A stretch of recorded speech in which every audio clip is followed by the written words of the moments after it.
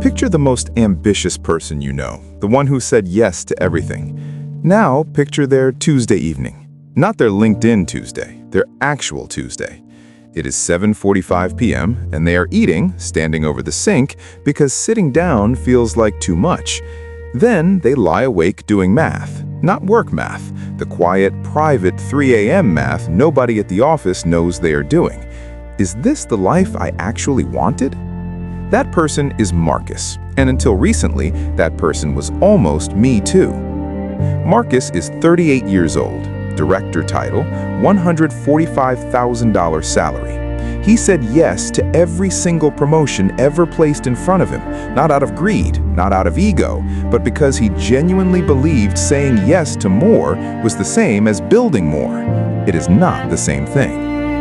Marcus got promoted from $80,000 to $110,000, a $30,000 raise, a number worth celebrating at dinner, a call your parents number, the kind of number that feels like finally getting somewhere.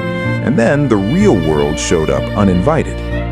At $80,000, Marcus took home $65,000. At $110,000, after federal taxes and FICA, he took home about $86,000. Of that $30,000 raise, nearly $9,000 went directly to the government before Marcus saw a single cent. In California, add another $2,700 gone. In New York City, the combined marginal rate at $110,000 is over 41%. That $30,000 raise Marcus celebrated at dinner is now worth maybe $17,500 in actual take-home pay. And we have not gotten to the painful part yet. The painful part has a name, lifestyle inflation, and it is absolutely ruthlessly automatic. Not because Marcus was irresponsible, because the human brain interprets more income as permission. The average person spends 65 to 85 cents of every new dollar they earn. Marcus's brain was perfectly average. A raise without a savings plan is a larger bucket with the same hole in the bottom. Marcus upgraded from 5 gallons to 10 gallons and then immediately bought enough new things to fill it. The Lending Club found that 40% of Americans earning $100,000 live paycheck to paycheck. Goldman Sachs found the same for households earning $500,000. After lifestyle inflation absorbs 60% of the after-tax raise, $17,500 becomes $7,000. Factor in commuting costs, work lunches, dry cleaning, another $4,000 to $12,000 gone. Factor in healthcare costs, 50% higher for high-stress workers. That $30,000 promotion raise nets Marcus somewhere between $1,000 and $5,000 a year in genuine investable savings. $5,000. That is what Marcus got in actual investable savings from his $30,000 promotion. He gave the company more of his life. They gave him a title and a slightly larger coffee budget. And that was before anyone counted the hours. Here's the calculation nobody does before accepting a promotion. It's called the effective hourly rate, and it is the most honest number in your financial life, more honest than your salary, more honest than your offer letter. Marcus had never calculated it. He was about to. Take the VP earning $130,000 working 55 hours a week. Take the individual contributor at $90,000 working a clean 40 hours. Now divide by actual hours worked. The VP earns $45.45 per hour. The IC earns $43.27 per hour. The gap between them, $2.18 per hour. $2.18 per hour. That is the promotion premium once the real math runs.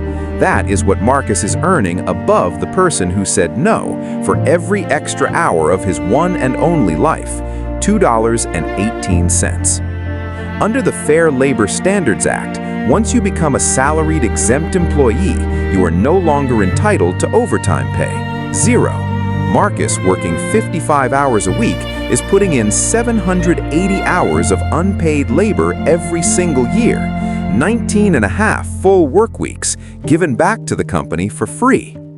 Becoming a salaried manager is, financially speaking, a bit like agreeing to an all-you-can-eat buffet where it turns out the restaurant can also eat you. The optics are great, the math is grim. The company did not give Marcus a raise. They bought a very steep discount on a very large amount of his life.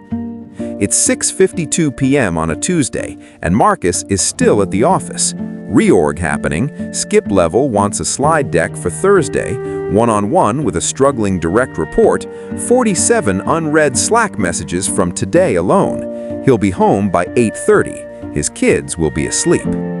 Marcus's $520,000 mortgage requires he stay exactly where he is.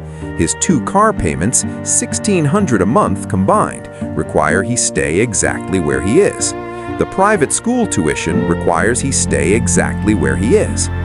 Great Place to Work studied 1.7 million employees, the single most common phrase burned-out employees used to describe what kept them at their job: golden handcuffs. Marcus's 401k has $87,000 in it. He's 38 years old and needs roughly $1.5 million to retire. There's never much left to invest after the mortgage and the cars and the school and the life that quietly assembled itself around his salary without asking permission. Marcus has told himself that the equity in his house is his retirement plan, which is, financially speaking, the equivalent of saying your lottery tickets are your investment portfolio. Optimistic, loosely math-adjacent, unlikely to end well. On the same Tuesday, Henry is making dinner. He said no to the last 2 promotions. His manager looked at him like he had declined a winning lottery ticket. His parents asked if everything was okay. Everything was fine. Henry is 38, earning $98,000, fully remote, making pasta at 6:15 p.m. like a person who actually controls his own schedule. Henry's 401k has $212,000. He's been maxing it for 7 years, the same 7 years Marcus was getting promoted and spending the raise before it arrived. Marcus makes $47,000 more per year. Henry has $125,000 more in investable assets. Henry started a small consulting practice on the side 2 years ago, charging for the expertise his day job pays him to give away for free. It now generates $2,400 a month. He mostly invests it. He took a trip to Japan last year. He reads books that are not about management. Henry puts $2,000 a month from his side income into the S&P 500 at its historical average of 10% annually. After 10 years, $407,000.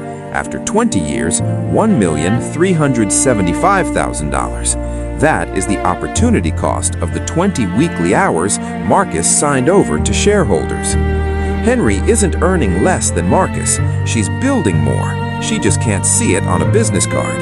The IC who kept her 40-hour week and her side income, she's not behind, she's ahead. The numbers just don't show up in the place everyone is trained to look. There's a concept in labor economics called tournament theory. It describes your workplace as an elimination tournament. The VP role, the director title, the corner office, these are not just compensation. They are the carrot that extracts maximum effort from every participant, including the 94 to 96% who will never reach them. In 2023, 37% of U.S. employers gave out what the industry calls dry promotions, a new title with no pay increase. Congratulations on your promotion to Senior Associate Director of Responsibilities you had last quarter. We'll discuss the raise at your next review. The percentage of companies doing this jumped from 8% in 2018 to 13% in 2024. A survey found 63% of employees would prefer a promotion without a raise over a raise without a promotion. 63% would take the title over the money. Companies read that data and they act on it. They've discovered they can pay you in status symbols, and you'll thank them for it. Since 1979, worker productivity has grown 3.5 times faster than typical worker pay. Someone is capturing the value being created. It is not the person who just got a new email signature. The promotion system was not designed to make Marcus wealthy. It was designed to make the company productive, and it was engineered to make those two things feel like the same thing while they quietly aren't. Marcus sat at his kitchen table with every number finally visible: the real take-home, the effective hourly rate, the 780 unpaid hours, the retirement gap, the opportunity cost, all of it on one page, honest, uncomfortable, and for the first time, completely clear. Marcus finally had the real numbers, all of them, and the question was no longer whether the math was telling him something. The question was whether he was ready to listen. Section 2 is where he meets Henry properly, runs the 20-year numbers, and discovers that the gap between their lives is not what either of them expected. There is a number Marcus had never calculated, not because it was hidden, because nobody had ever told him it existed. The people who could have told him had absolutely no incentive to. He picked up his pen, wrote 2 names at the top of a clean page, and began the most important calculation of his career. The number is called your effective hourly rate, and it is the most honest number in your financial life.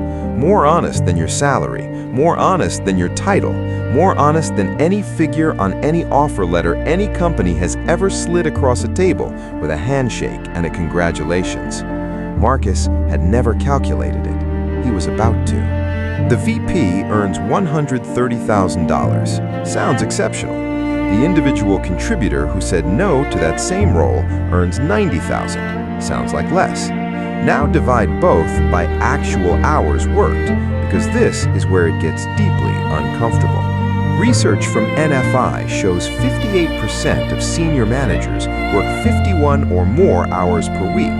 Harvard Business School tracked 27 CEOs for a full year, 60,000 hours of data, and found they averaged 62.5 hours weekly, including nearly 4 hours on weekend days, including time on vacation, which is not really vacation anymore. That is just working in a nicer shirt. Being conservative, the VP works 55 hours a week. At $130,000 a year, that is $45.45 per hour. The individual contributor at $90,000, working a clean 40 hours, earns $43.27 per hour. The gap between them is $2.18 per hour.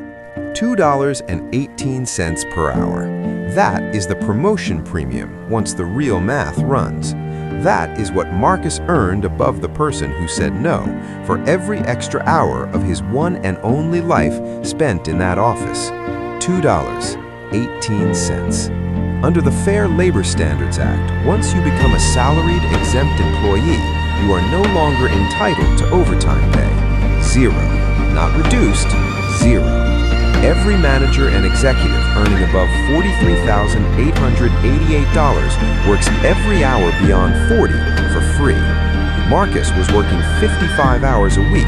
That is 780 hours of unpaid labor every single year.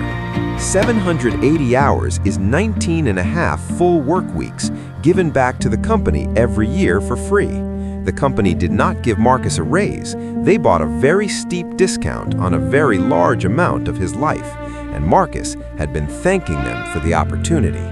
Becoming a salaried manager is, financially speaking, a bit like agreeing to an all-you-can-eat buffet where it turns out the restaurant can also eat you. The optics are great, the math is grim, and the extra hours are not making Marcus more successful. They are making him more tired for free, on behalf of shareholders who will lay him off the moment a spreadsheet tells them to. What could Marcus actually build with those 15 to 20 hours per week he just signed over? Not a unicorn startup, something boring and sustainable. Freelancing, a small consulting practice, content, e-commerce. The average American side hustler earns between $885 and $1,215 per month. Among those who put real effort in, 35% earn over $1,000 monthly. Marcus built a conservative model. $2,000 per month invested in the S&P 500 at its historical average of 10% annually. He ran it forward 10 years. The number that appeared made him put the pen down. Then he ran it 20 years. After 10 years, $407,000. After 20 years, $1,375,000. That is the opportunity cost of those 20 weekly hours, $1.375 million built in the time the VP was presenting slide decks that could have been emails. On the same Tuesday that Marcus was still at the office at 6:52 p.m., Henry was making pasta at 6:15, like a person who controls their own schedule. Henry said no to the last 2 promotions. His manager looked at him like he declined a winning lottery ticket. His parents asked careful questions. Henry said, "Everything is fine." Everything was fine. Henry's 401k has $212,000. He's been maxing it for 7 years, the exact same 7 years that Marcus was getting promoted and spending each raise before it arrived. Marcus makes $47,000 more per year. Henry has $125,000 more in investable assets. 2 years ago, Henry started a small consulting practice on the side, charging for the expertise his day job pays him to give away for free. It now generates $2,400 a month that he mostly invests. He took a trip to Japan last year. He reads books that are not about management. He genuinely cannot locate the specific things he's supposed to be stressed about. Marcus wrote the comparison, 2 columns, clean and honest, and more uncomfortable than any performance review he had ever received. Marcus earns $47,000 more per year. Henry has $125,000 more in investable assets. Marcus works 18 more hours every week, none of which are compensated, and those numbers will only get further apart as compound interest does what it always does. Marcus ran the numbers to retirement age. He applied compound interest. He let the math finish its sentence without interrupting it. The gap between Henry's trajectory and his own, extrapolated across time and compounding, was not what he expected. It was considerably larger, and it was growing every month he stayed on the same path. There's a concept called tournament theory. It describes your workplace as an elimination tournament. The VP role, the title, the corner office, these are the carrot that extracts maximum effort from every participant, including the 94 to 96% who will never reach them. In Q1 of 2024, tracking 68 million white-collar workers, ADP found just 1.3% were promoted, the lowest first-quarter rate in 5 years. In 2023, 37% of U.S. employers gave out dry promotions, a new title with no pay increase. Congratulations on your promotion to Senior Associate Director of Responsibilities you had last quarter. We'll discuss the raise at your next review. The percentage of companies doing this jumped from 8% in 2018 to 13% in 2024, and 63% of employees would still take the title over the money. Since 1979, worker productivity has grown 3.5 times faster than typical worker pay. Someone is capturing the value being created. It is not the person who just got promoted.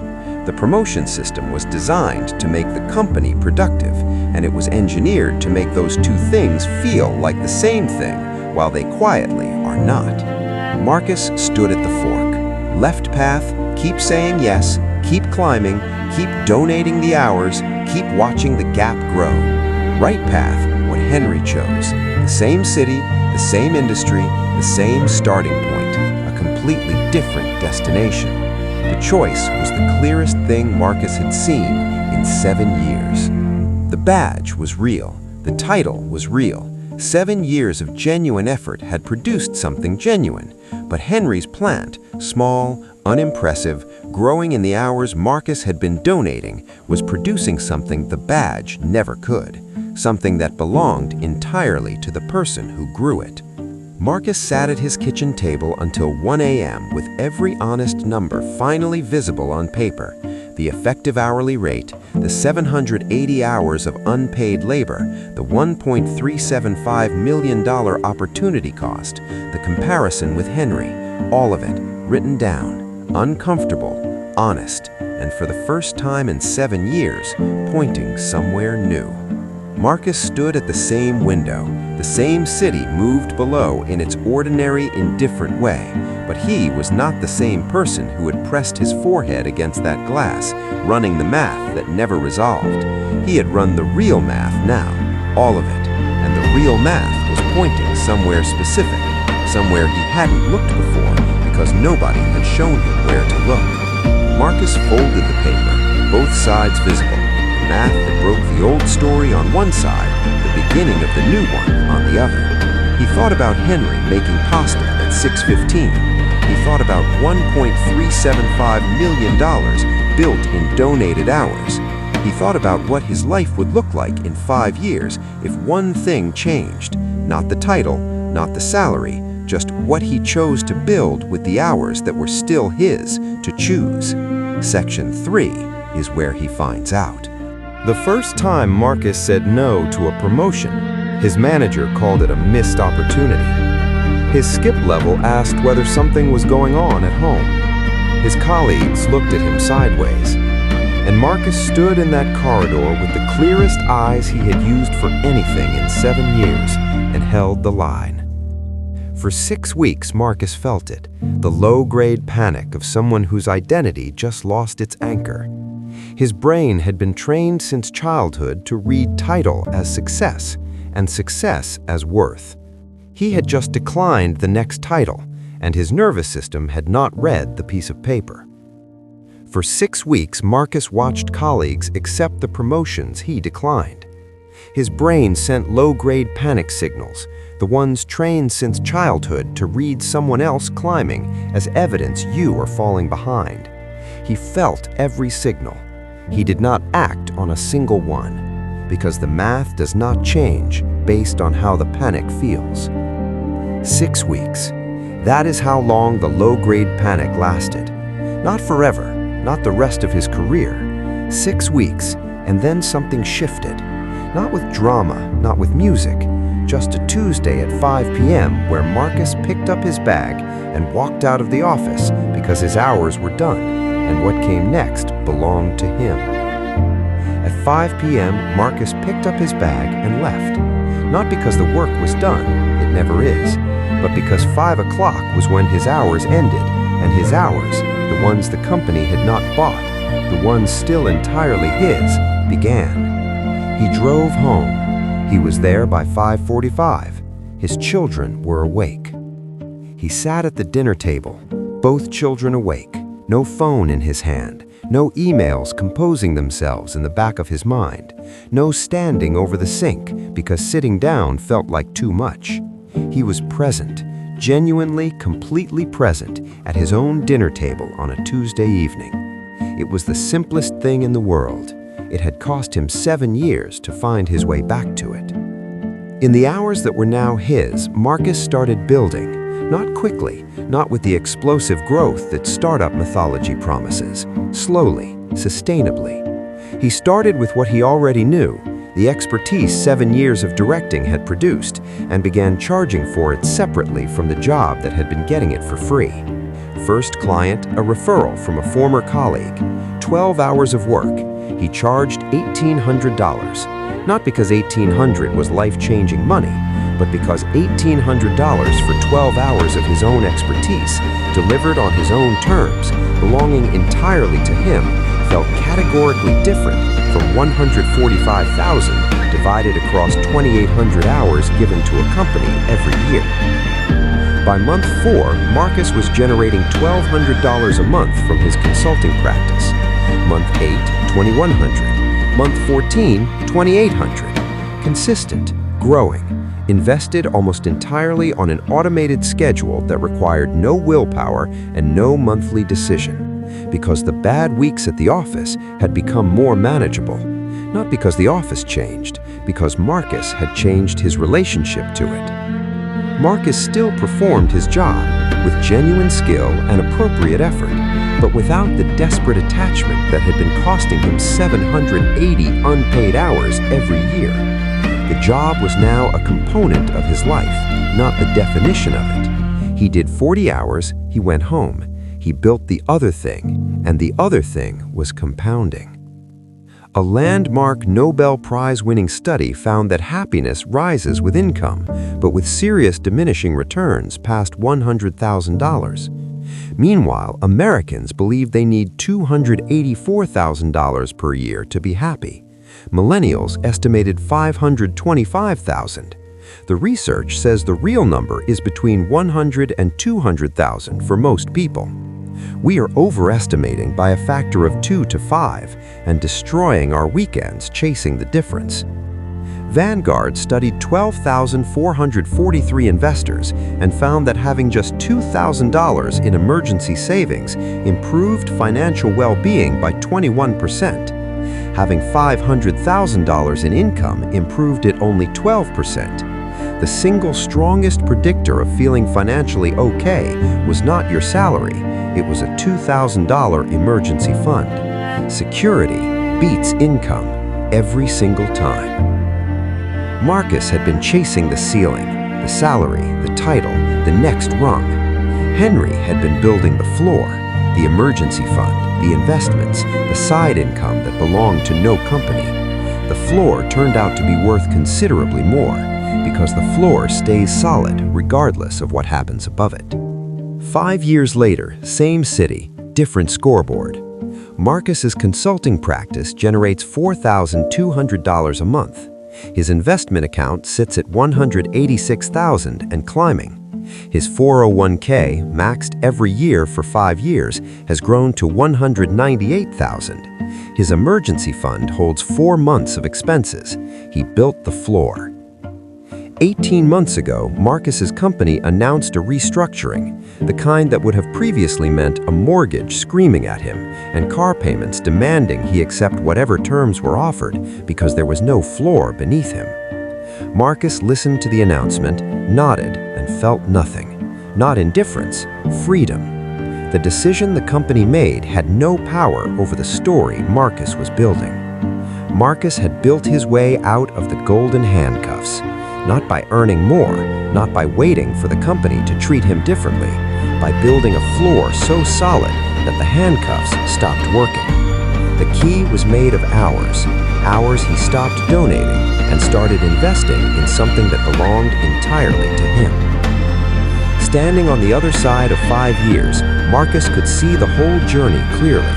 Every yes that cost more than the title said, every piece of the math that nobody showed him, every hour he stopped donating and started owning, and the specific Tuesday at 5 p.m. where everything quietly changed. The view from the other side was worth exactly what it cost to get there. A study in management science found that workers who move laterally, sideways across functions rather than straight up, experience higher subsequent wage growth and are more likely to reach senior leadership eventually than people who climbed vertically. The person who said no to the manager role, took a lateral move, built broad expertise, does not fall behind. They end up a decade later better positioned and better paid. The ladder is not the fastest way up, it's just the most visible one. Not every promotion is a trap. If it comes with real equity at a company where that equity might actually be worth something, take it. If it genuinely moves you from financial stress to stability, take it. But if it means 15 extra unpaid hours per week, a dry promotion with no raise, and it kills the time you would use to build something of your own, then the math is talking to you clearly, in plain language, and the math does not care what the title looks like on LinkedIn. 3 steps. Go home at 5, invest the difference, and let compounding do what your company will never, work on your behalf. That's what changes when you start saying no. Not your title, not your salary, your leverage, your options, your actual practical financial freedom. Henry had shown Marcus the path existed. Marcus had walked it, with 6 weeks of panic and 5 years of consistent building, and every Tuesday evening reclaimed from a sink and returned to a dinner table. They had both ended up exactly where the math said they would. The math had always been right. They had just needed someone to show them where to look. Same kitchen, same sink, different clock. It reads 6 p.m., not 7:45. One dish from a dinner Marcus ate sitting down, with his children awake beside him, not because he earned less, not because he worked less hard, because he stopped measuring the wrong number and started building the right thing, with hours that were still his to choose. Marcus had the piece of paper, both sides written, the math that broke the old story on one side, the new story being built hour by hour on the other. He had paid for every number on it with years of Tuesday evenings and Sunday night chest tightening and vacations that were not vacations. And now he was handing it forward, because the math does not belong to one person, it belongs to anyone willing to read it. The question was never whether the math was right. The math is always right. The question was always, whose life is your time actually building? 7 years of Tuesday evenings, 780 unpaid hours each year, one piece of paper with both sides written. Marcus finally had the answer. The question now belongs to you. Go home at 5. Invest the difference. Let compounding do what your company never will. Work on your behalf. Because what changes when you start saying no is not your title and not your salary. It is your leverage, your options, and your actual, practical financial freedom. Marcus built his with hours that were still his to choose. The hours are still yours. The question is what you choose to build with them. Make sure it is yours.